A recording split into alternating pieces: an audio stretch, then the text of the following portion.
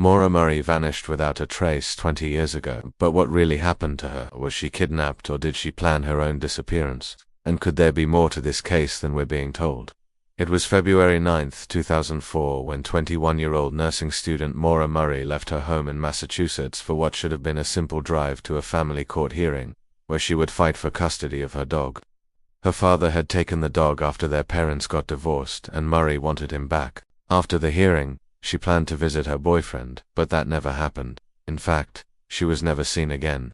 Over the next few days, her family grew increasingly concerned about her whereabouts, especially since she never missed an appointment or let anyone down. By February, they were forced to report her missing. The police began searching for her and uncovered some strange clues. For starters, after Murray's car broke down on Route 112 in Haverhill, New Hampshire, she called her family around 7:30 p.m. and explained the situation. She also called her boyfriend, but strangely, he wasn't the one who answered the phone. It was a woman. He claimed that he didn't know who it was and insisted that he had unspoken to his girlfriend that evening. This seemed odd considering that Murray had called him just minutes earlier.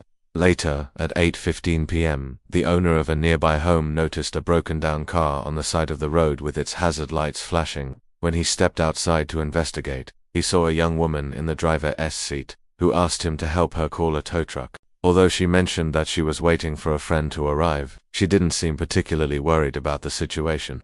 The man helped her out and even gave her a ride to a gas station, so that she could charge her cell phone. Their security footage showed her buying some snacks before leaving. She never returned to her car, which was later found abandoned with the doors unlocked and her belongings inside. After this strange interaction, people started to wonder if the young woman had really been alone in the car, or if someone had dropped her off and fled. This was a peculiar detail because Murray's disappearance remained a mystery.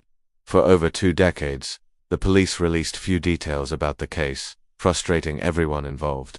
Even her mother said that investigators wouldn't keep them updated, and often failed to return their calls. In the meantime, several theories about Murray's disappearance emerged. Some people believed that she had been abducted by a stranger, while others thought that she had run away from home. But there was one theory that was more popular than all the rest. It was the idea that she had been murdered by none other than her own father. Murray's relationship with her dad was complicated. He was described as an abusive drunk who had affairs while still married to Maura's mother. The couple eventually split up, but Murray sided with her mother. Their contentious relationship may have led her to make a false accusation against her father. In fact, several months prior to her disappearance, however, DNA evidence would later disprove this theory. Despite searching for over a year, authorities couldn't find any remains or other evidence that would have helped them figure out what happened to Murray. They even searched her childhood home and found nothing. However, in 2022, the cold case was reopened and new information was brought to light. To this day, no one knows what caused Murray's car to break down, but a viewer of the documentary pointed out something interesting. The flat tire looked brand new, suggesting that it was made to look like a flat tire so that she would leave the road. But why? Whoever made the tire look flat must have known that someone would come along, see the tire and assume that she had been stranded there for a while. That person would then likely try to help her, and the story goes that when a kind man stopped to assist, she used the opportunity to run away, leaving the man confused and scared. But this isn't the only reason why people believe that Murray staged her own disappearance. There were other strange details in the case that hinted that she might not have been a victim at all, and these all came down to a witness who came forward years after her disappearance. The witness, who chose to remain anonymous, told investigators that she had seen Murray hitchhiking near the area where her car was found. The only problem was that she had seen her 6 days after she had disappeared. If Murray was really a victim, why would she be hitchhiking so soon after going missing? People wondered if she escaped from her kidnapper and tried to flee the state, but there was another possible explanation. The witness stated that she had picked Murray up and given her a ride to a diner, but she knew something wasn't right, so she kept watching her. According to the witness, Murray acted as if everything was fine. She was clean and well-groomed, wore neat clothes and carried a large backpack. When the witness returned to the diner to sit in her truck, she saw Murray rummage through her bag and pull out a teddy bear. She then sat on the curb and began hugging the doll. The witness was weirded out by this and went back to her truck. A few hours later, she saw Murray walking on the side of the road. She offered her another ride, but refused until she got closer to the town. At that point, Murray thanked her and got out of the truck. The witness saw her walk into a wooded area and disappear. She never saw her come out. If this story is true, then Murray definitely faked her own disappearance. But why? Why would a young, innocent-looking girl pretend that she was kidnapped? Was she running away from something or someone? And how did she plan to support herself on the road with nothing but a teddy bear and a backpack? While the witness's testimony may have painted a different picture of Murray, it raised even more questions. Did she have a secret stash of money somewhere? Was she trying to frame her father? Or was someone controlling her actions from behind the scenes? Maybe the truth is that she was manipulated into running away.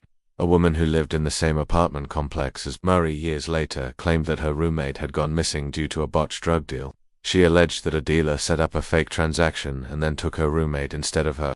The police never investigated this claim, and it's unclear if it has any merit. However, it does raise the possibility that Murray may have been a victim of foul play. Furthermore, in 2022, the police were able to release more details about the case, and some of the things they shared are truly disturbing.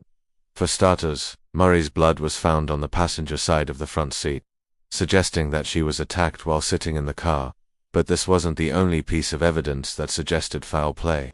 One day, a hunter discovered human bones near where Murray's car was found. The following year, more bones were found in the same area, including a skull, 2 femurs, 2 ankles, and multiple ribs. Although they were badly decomposed, forensic experts confirmed that they belonged to Murray. Strangely enough, though, no other body parts were ever found, nor was there any evidence that she had been buried there. This leads people to wonder if her abductor only intended to hurt her for a short time before disposing of her body. Perhaps he or she intended to kidnap her, but changed their mind and let her go after realizing that she was too much of a hassle. It's also possible that she resisted and managed to escape, but her injuries proved fatal. Although the police believed that she was killed, they haven't named any suspects or made any arrests. As far as they're concerned, the case is still open and they won't rule out the possibility that she's still alive.